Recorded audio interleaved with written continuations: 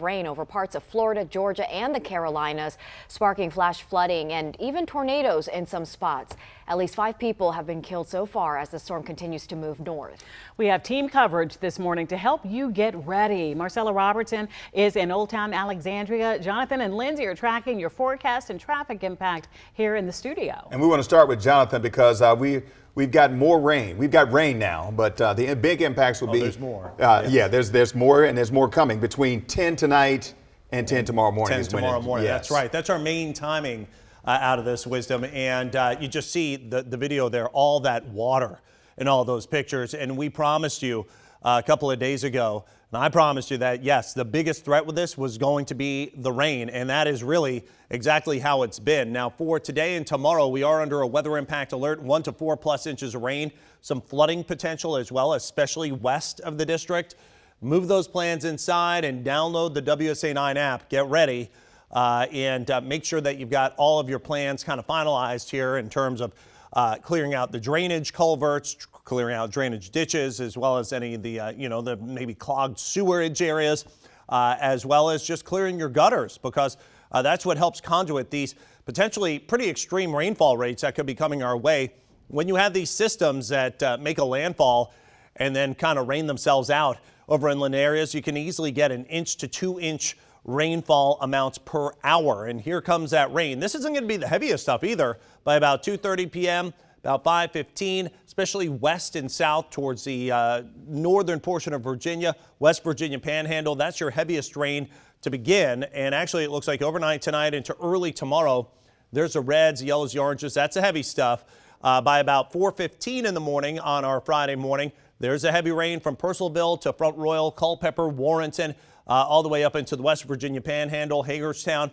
And then that will move east. There's a big line of storms potentially that begins to form and then hauls east of the district tomorrow morning between about, say, 8 and 10:30 a.m. That's right during the heart of the morning commute. And that's where my concern is that there could even be some isolated tornadoes. The Debby impacts end tomorrow afternoon, tomorrow evening, and look at that, a much better forecast thereafter. But we got to get through this first. We're going to time everything out hour by hour, going to keep you safe and ahead of it. Coming up in my full forecast in a couple of minutes. Now, I'm going to toss things back over to Lindsay, tracking some traffic. Looks like, well, we've got some problems here on 495. Yes, we are looking better than we were earlier this morning on the inner loop of the Beltway around Lanham.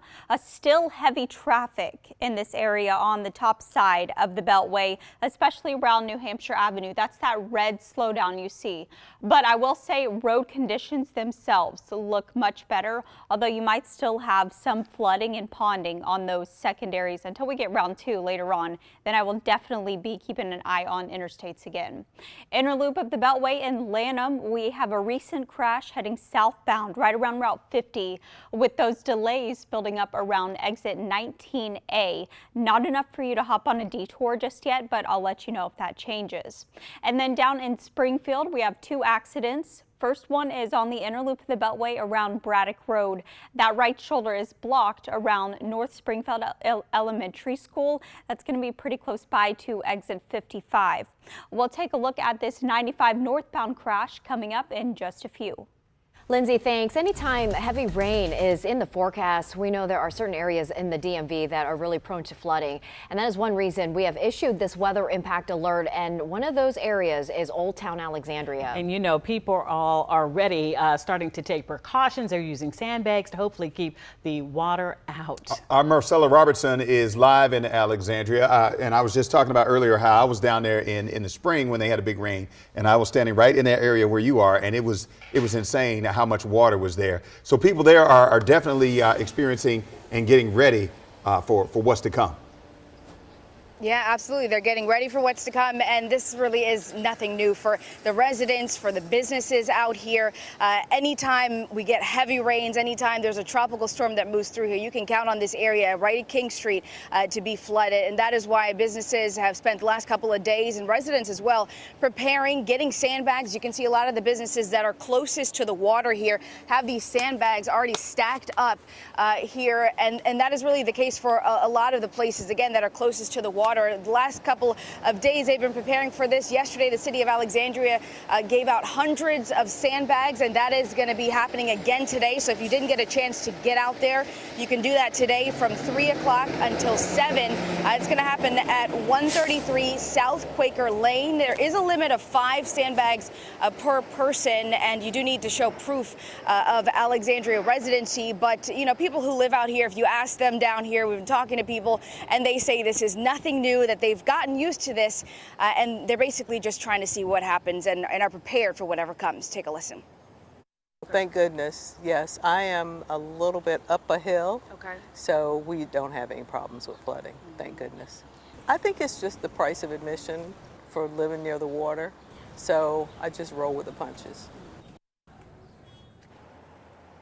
And that is what businesses and residents have been doing for years. Just roll with the punches, right? Because we know how quickly things can change. As far as some other tips from the city, it's really important to make sure that those gutters are cleared. Maybe survey your house. Any cracks that could have water coming in, you want to make sure that those are sealed before that rain really starts. And then also important, if you use a sump pump, to make sure that your house is dry, make sure that is working properly as well. But again, here, this area along King Street, we know that Jonathan was talking about the heaviest rain, 10 o'clock tonight until 10 o'clock tomorrow morning. So it's very likely that this will be a different scene here behind me tomorrow morning. But a lot of people just getting ready to see what happens. Back to you guys. And holding their breath, Marcella. I'm holding my breath too. Thank you. And if you are still looking to get your hand on some sandbags, there are a number of jurisdictions offering them, including Calvert, St. Mary's, and Prince George's counties in Maryland. And of course, as Marcella just said, in Virginia and Alexandria.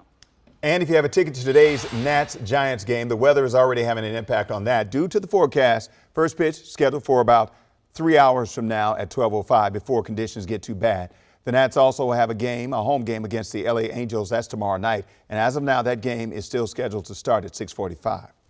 And of course, you can count on us to stay with you throughout this storm. Even when we're not on the air, we are streaming on WUSA 9 Plus. It is free for Roku, Fire TV, Apple TV, and most streaming platforms. Our next live stream will be at 3 p.m. today. And of course, we'll have updates on the news at noon as well.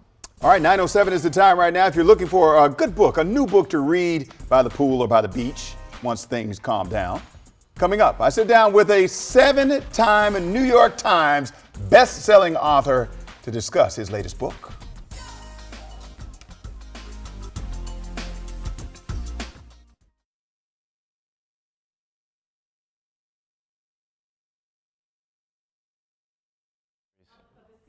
Yeah, I do one.